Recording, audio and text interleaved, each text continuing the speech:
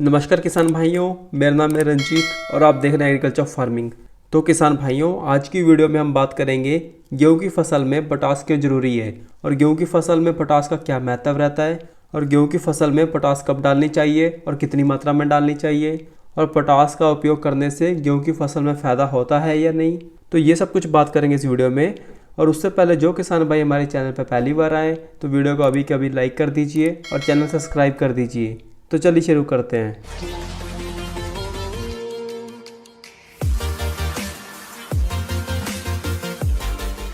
तो किसान भाइयों, सबसे पहले बात करेंगे गेहूं की फसल में पोटाश का क्या महत्व है। तो गेहूं की फसल में पोटाश का महत्व काफ़ी अच्छा है, जो देखने योग्य है, क्योंकि गेहूं की फसल में नाइट्रोजन के बाद सबसे ज़्यादा ज़रूरत होती है पोटाश की।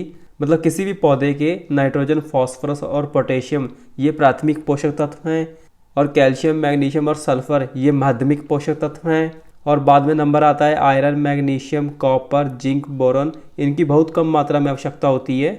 इसके अलावा पोटाश पूरी तरह पानी में घुलनशील होता है, जो जड़ वृद्धि और पौधों की शक्ति में सुधार करता है, जिससे पौधों को कीट और रोगों से बचाता है और फसल की रोग प्रतिरोधक क्षमता को बढ़ाने में मदद करता है।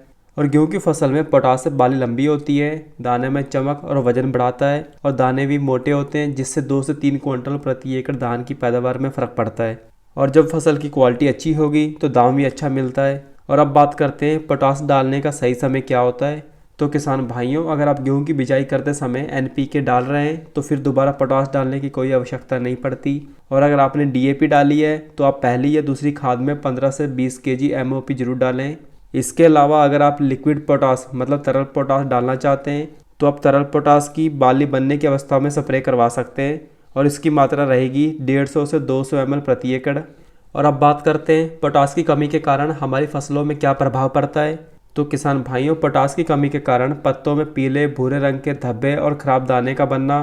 पोटाश की कमी वाले पौधे सूखे और कमज़ोर होते हैं, क्योंकि पोटाश पौधों को स्वस्थ बनाता है और पौधों की बीमारी से लड़ने में मदद करता है। इसके अलावा पोटाश प्रकाश संश्लेषण और भोजन निर्माण में सहायक है और पौधों में प्रोटीन, स्टार्च और शुगर को बढ़ाने में मदद करता है। और अगर जिस फसल में पोटाश की कमी है वो फसल धीरे धीरे बढ़ती है, क्योंकि उनकी जड़ें खराब होती है। इसलिए पोटाश जड़ वृद्धि और पौधों की मजबूती के लिए आवश्यक है। और अगर आप बिजाई करते समय NPK या DAP डाल रहे हैं, इसके लिए मैंने अलग से डिटेल वीडियो बनाया है कि गेहूं की फसल में क्या डालें, NPK या DAP। आप ऊपर आई बटन पे क्लिक करके देख सकते हैं और मैं लिंक भी डिस्क्रिप्शन में दे दूंगा। तो किसान भाइयों, ये छोटा सा वीडियो है गेहूं की फसल में पोटाश के बारे में। धन्यवाद।